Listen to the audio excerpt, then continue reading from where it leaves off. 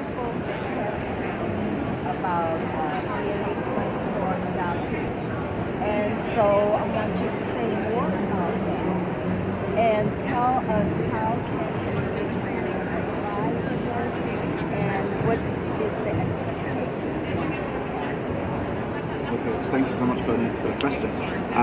So today we launched a brand new pro bono initiative called DNA Quest, and accompanied by a website called DNAquest.org.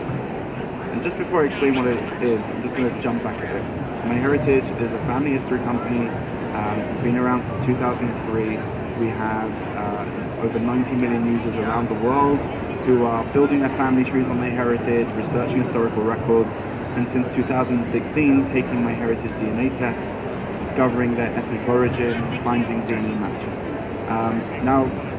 Therefore, we are very involved with family history, and our goal has always been to make it easy for people to discover their family history and find their relatives. But what we do is we like to take a kind of a different view on pro bono activities. So a lot of companies, they take the idea of corporate social responsibility very seriously. They donate time, they donate money to worthy causes, and we do that with a kind of a twist.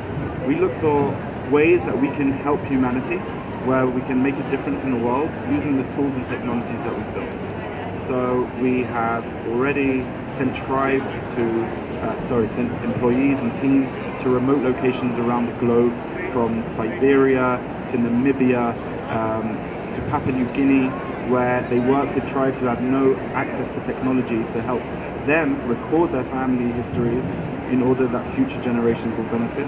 We've helped many people who had property, artworks, and other things confiscated in World War II, stolen in World War II, and help them trace and return it back using our tools and services. So all of this is just a segue into, like, this is the company and this is the type of things we like to do. And now that our DNA database is growing tremendously fast, we decided that we wanted to use DNA to help people.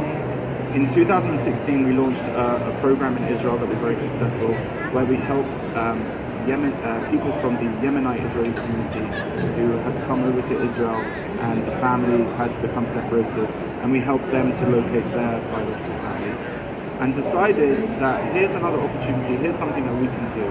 And so DNA Quest is our new pro bono initiative, where we'll be giving away 15,000 DNA kits worth over $1 million of DNA kits to adoptees and people who are looking for their family that they placed in adoption.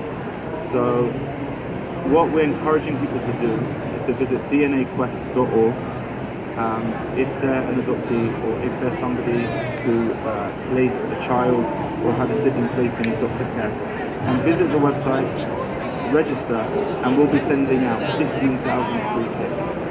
We're going to be giving preference to those, or priority to those who couldn't afford genetic testing or who have other special circumstances. But we want to make this, we think that everybody should be able to find their family history and find the relative that they're looking for. And we therefore have undertaken to do this project. Is this US-based only? So right now we're doing this in the US for US residents whose adoption occurred in the US. We hope that we will be able to expand that to other countries and other situations in the future. So do you have staff that will assist the adoptees once this happens? So we have many people working on it, and I actually want to take this time to thank, we have a number of advisors. We have an advisory board, some of the experts in genetic genealogy and in helping adoptees and adoptee organizations who have joined MyHeritage in this quest. It was really heartening as the team approached the organizations to ask if they wanted to be involved with this initiative. The answer, yes, couldn't come fast enough. People were so open to being involved in this project and to be able to use their professional experience to help the communities that we're going to be hopefully helping. Hey, bye. Look, I'm helping someone right now who was adopted from Russia, came to the United States, and with the help of CC Moore's group on Facebook, we think we have found her father. She's still looking for her mother. When do you think this will open up to those who were born in other countries, like she was born in Russia? It's hard to put a date. Today is the day that we're launching, and we have to see how it goes. We want to make sure we're able to help as many as possible. So I wouldn't be able to give you a kind of a time. What I would say in general is, and I think I mentioned this before in the keynote address, that there's also, aside from the project that we're doing today, anybody who's tested in anywhere can upload their DNA test to MyHeritage for free, regardless of their circumstance.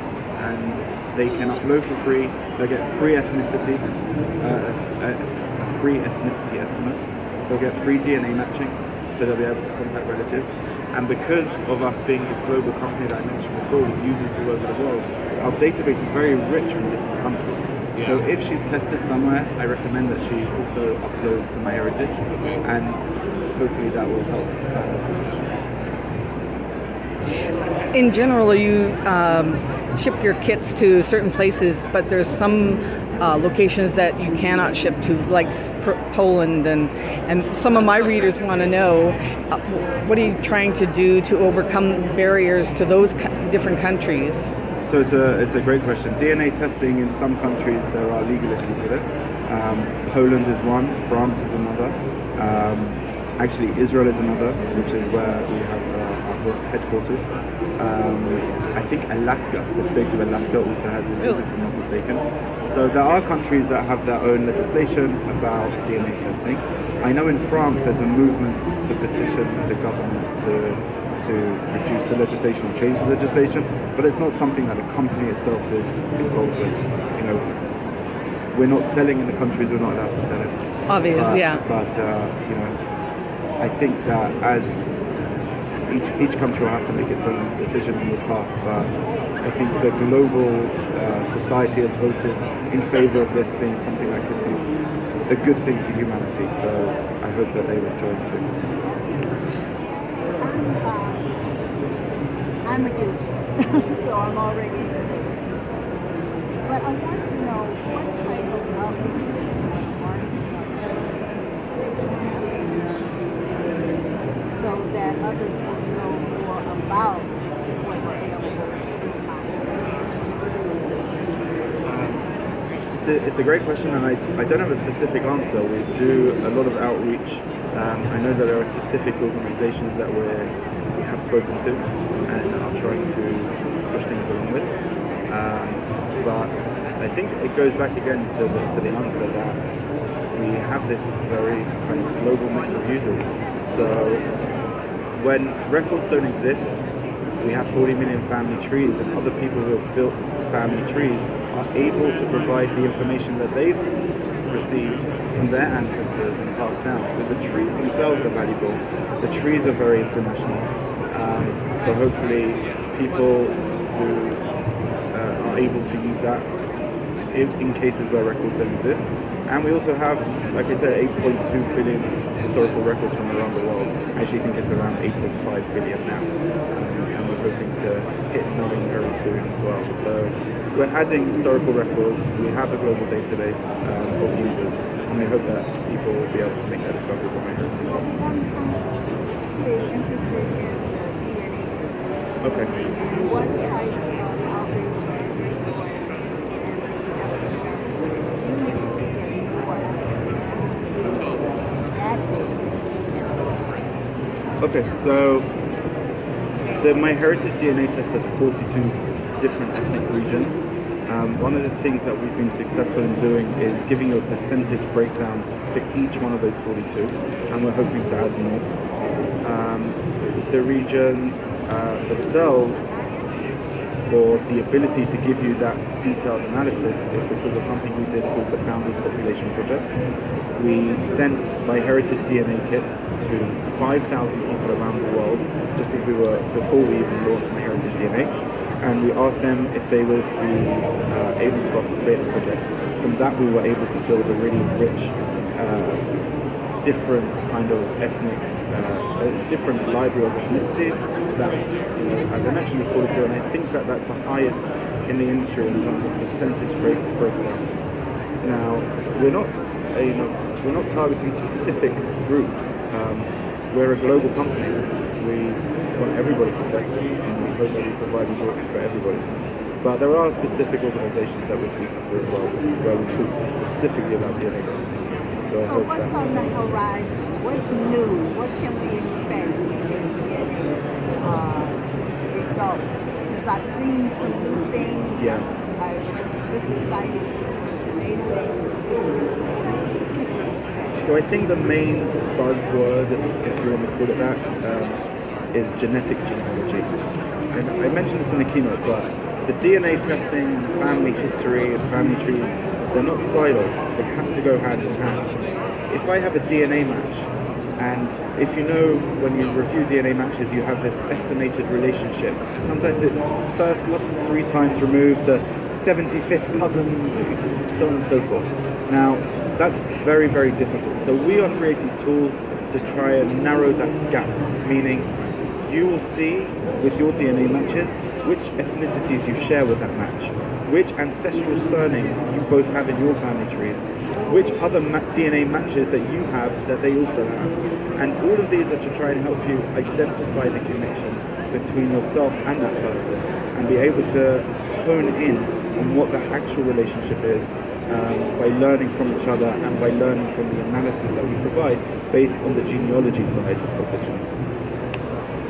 So I think that's where we're heading. I'm going to leave the DNA for a moment, and I'm starting a blog where I'm doing 10-minute video demos of technology products for genealogy. What would you say would be a highlight of MyHeritage that should be presented in a 10-minute video? If you ask me, in 2 minutes, I present it all.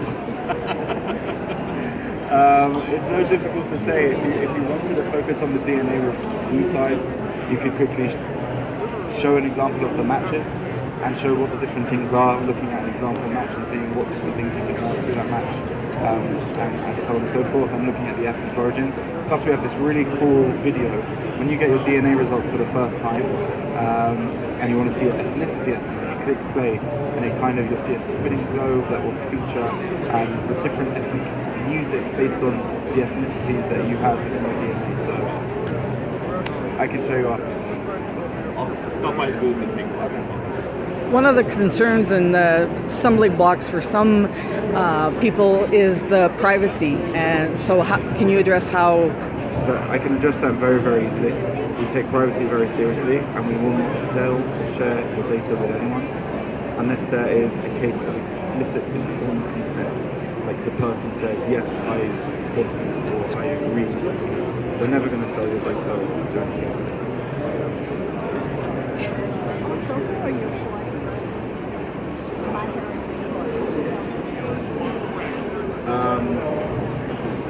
Well, we have, I don't know, it's an interesting question. We work with lots of different groups, from archives to organizations around the world.